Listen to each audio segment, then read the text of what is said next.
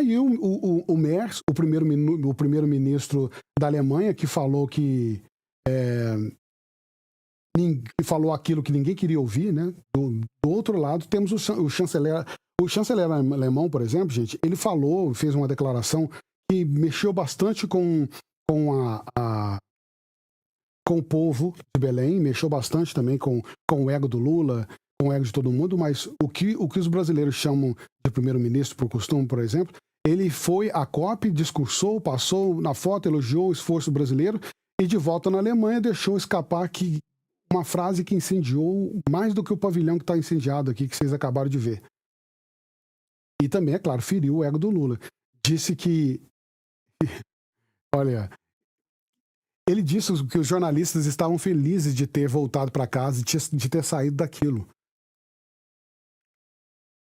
E ele falou isso num tom de alívio, né, após sair de Belém.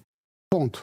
Bastou um comentário atravessado para que virasse uma crise diplomática enorme. Autoridades do Pará chamaram da fala dele arrogante e preconceituosa. O Lula respondeu que Merz deveria ter dançado e ido a um bar conhecido mais a culinária local e que Belém tem uma qualidade de vida melhor do que Berlim, pelo amor de Deus. Ele disse que a qualidade de vida é melhor que Belém em muitos aspectos. Você acha que eu estou mentindo com isso? Não estou mentindo. A gente tem a prova aqui para vocês terem uma ideia do que aconteceu. Primeiro vamos trazer aqui a fala do primeiro-ministro, do que ele declarou. Logo em seguida a gente vai trazer para vocês a fala do Lula. Presta atenção. Und ich habe einige Journalisten, die mit mir in Brasilien waren, letzte Woche gefragt, wer von euch würde denn gerne hier bleiben?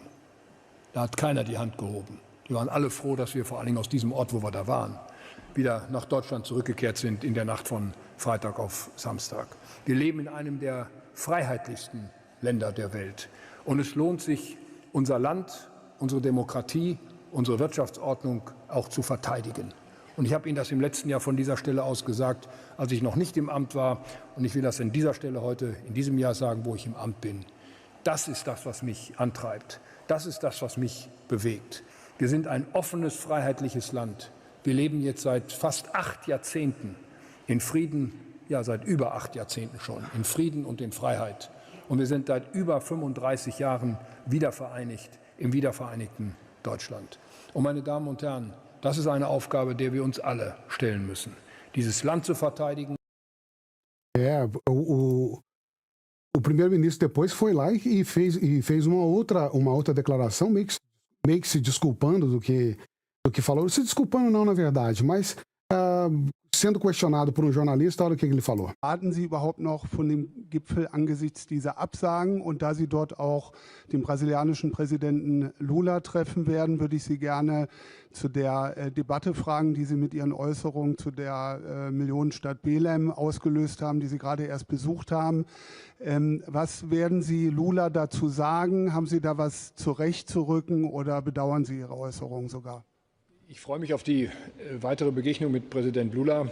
Wir haben ja in Belém eine sehr gute persönliche Begegnung miteinander gehabt. Es hat heute Nachmittag ein Gespräch des deutschen Bundesumweltministers Carsten Schneider mit Präsident Lula gegeben und ich habe ihm gebeten, Präsident Lula meine herzlichen Grüße auszurichten. Ich gehe davon aus, dass wir ein weiteres gutes Gespräch in Südafrika miteinander führen, völlig unbelastet. Ich habe gesagt, Deutschland ist eines der schönsten Länder der Welt und das wird vermutlich auch Präsident Lula so akzeptieren.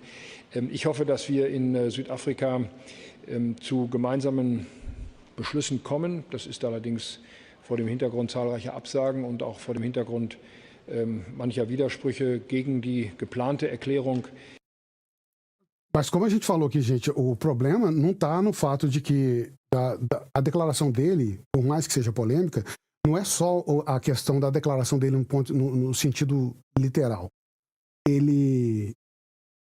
Quando ele afirmou sobre a questão de a Alemanha é um dos países mais bonitos do mundo, ele fez uma comparação com aquilo que ele viu em Belém, não na cidade de Belém específica, mas com a estrutura que foi montada para ele lá.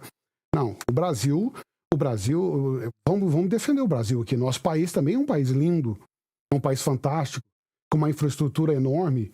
São Paulo é um dos maiores países do planeta, né? Uma das potências econômicas do planeta. O Rio de Janeiro, tirando o fato de ter a violência que tem, o Rio de Janeiro tem uma infraestrutura fantástica, né? Tirando o fato da violência, que não é pouca coisa, tem uma infraestrutura fantástica. Nós temos o sul do país, que é maravilhoso, Balneário Camboriú. Nós temos Minas Gerais, que tem cidades históricas e infraestrutura também, com até mesmo hotéis 5 estrelas. Nós temos Goiás, Goiânia, que é linda, né? Nós temos outros estados no país, no Mato Grosso. E também no próprio Nordeste, nós temos lugares maravilhosos, fantásticos, lugares paradisíacos, que pode receber uma infraestrutura enorme. O que aconteceu em Belém, a culpa não é do povo de Belém, a culpa são dos administradores de lá, a culpa são dos administradores de toda a área amazônica, que insiste por um diálogo de preservação, continua insistindo em manter o povo pobre, manter aquelas áreas. Gente, ninguém pode discordar daqueles urubus voando nas praças, né? Todo aquele cheiro, toda aquela questão que aconteceu lá, ninguém pode discordar que aquilo é absolutamente desnecessário e é ruim. Ninguém pode discordar que aquilo enfeiura a cidade, deixa a cidade com aspectos que não deveria deixar. Não adianta passar a mão na cabeça do governo, por exemplo, do governo de Belém. E não é só no governo de agora, nos governos de até então.